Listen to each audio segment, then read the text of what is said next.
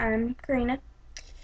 This is my story about getting bullied, having a tough life and stuff. When I was in the 4th grade, it started. They started calling me fat, ugly.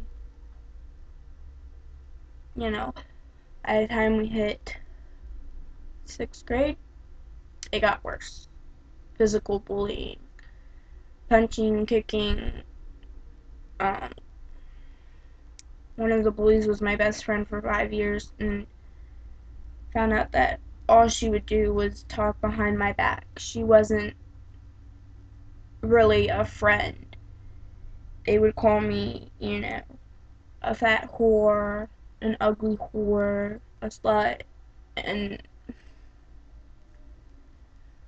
in 6th grade, they used to hit me in the back of the head with the metal locker until I transferred, would pass by me and push my locker into my head. And it got to the point where I just couldn't take it anymore, and I started cutting, and I would try and kill myself. And my brother has autism. He couldn't talk yet. When he heard me and my mom talking about, me trying to kill myself after Snowden happened, I got sent there. After I got transferred to a new school, I had a breakdown, and as soon as I got out of Snowden, yeah, he signed, "Where have you been?" I said, "I've been with a friend." He knew I was lying, and I had to tell him that I had wanted to kill myself and I had to go away. He signed, "Why would you want to leave me?" I said, "Because I thought you guys would be better off without me and would have a better life and that they didn't care about me." And he signed, "If you died, I would die with you." And I said, "I know that now." And that was the first time he ever showed emotion, and he signed, "I love you." He had never done that before. He sat there and he cried, and I held him, and that was the first time he hadn't started screaming and crying for me to get off of him. And it was such an emotional time. And in the 7th grade, it was a better year, but I went to Snowden again, or trying to kill myself again. And seventh going into 8th grade in the summer, I met a girl, Angel. She was like my best friend. She still is. I don't go over there anymore because I can't go over to her dad's anymore, because her dad used to call me a good-looking woman and would talk about how short my shorts are, how tight my pants are, how big my boobs are, um, how revealing I was. And would one time he came up behind me and hugged me from behind. A couple months later, her boyfriend had come with us to Veterans Park, and we were pretend fighting for the front seat. He came up behind me, her dad came up behind me and grabbed the boyfriend's arms and pushed close and bent his knees and pushed himself up against me. I didn't tell my mom or my dad. I told the counselor because I couldn't focus on school. I didn't want to tell my mom, and I was scared that she would be mad at me. And so by then, now I can't even go over there. And like a month ago, my aunt, um, she died. She OD'd on heroin, and it was also a bad batch. So she had wanted me to come over that weekend. My aunt did, and I told her no, I wasn't gonna go, that I didn't feel up to it. And now I know that I could have prevented it. And they had been fighting that day, and she said she was gonna kill herself. And they didn't believe her. And I thought to myself, when I found out, I was like, they say that they want to prevent people in the family from killing themselves. But when someone does say it, even if they're joking, you still need to stop them every time. Because you don't know when they're really gonna do it. And they had found her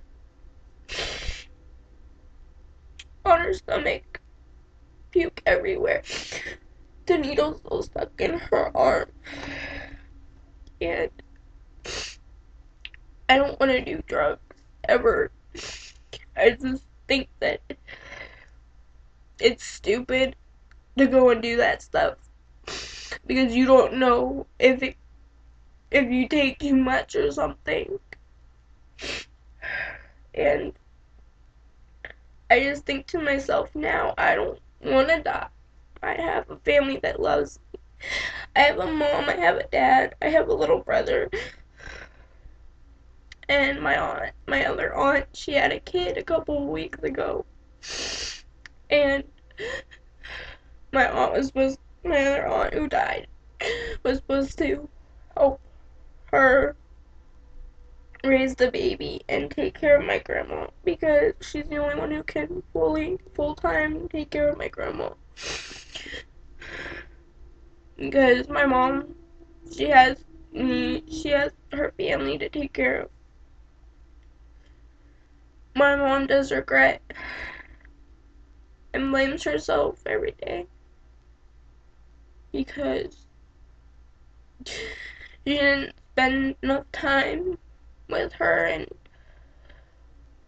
didn't want to be part of their life because of the drugs. But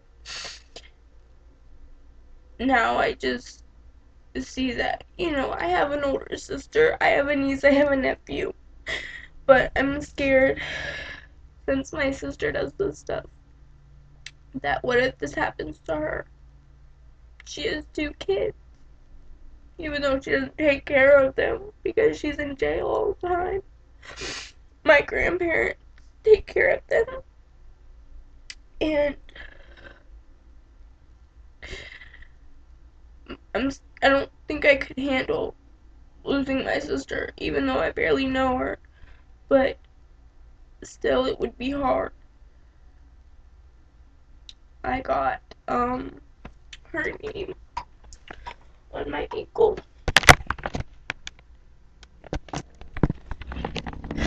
for my aunt, and in a couple of weeks, I'm gonna be getting a butterfly under it because she and me were are butterflies, as my mom calls it, butterflies.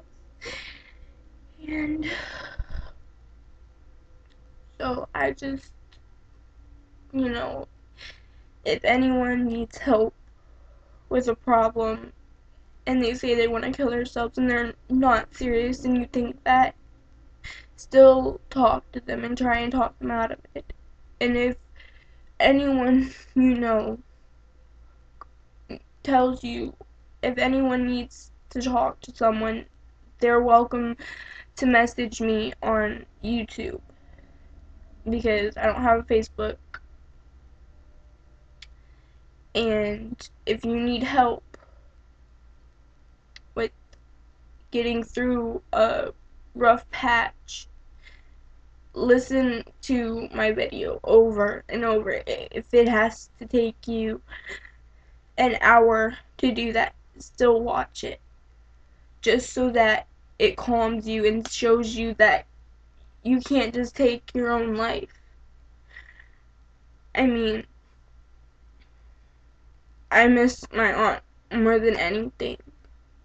And I wish that she was here because she was like an older sister to me. She had told me that she wasn't doing drugs, and I had seen her high, but I didn't think that it would happen. And I just, I wouldn't want anyone to go through what I've had to go through or what other people have had to go through their lives. I know mine's not that bad to some people's, but mine's a whole lot worse for some people. And I just think that people take life for granted and don't live life to the fullest. And I don't think that's how people should live at all. So that's my story.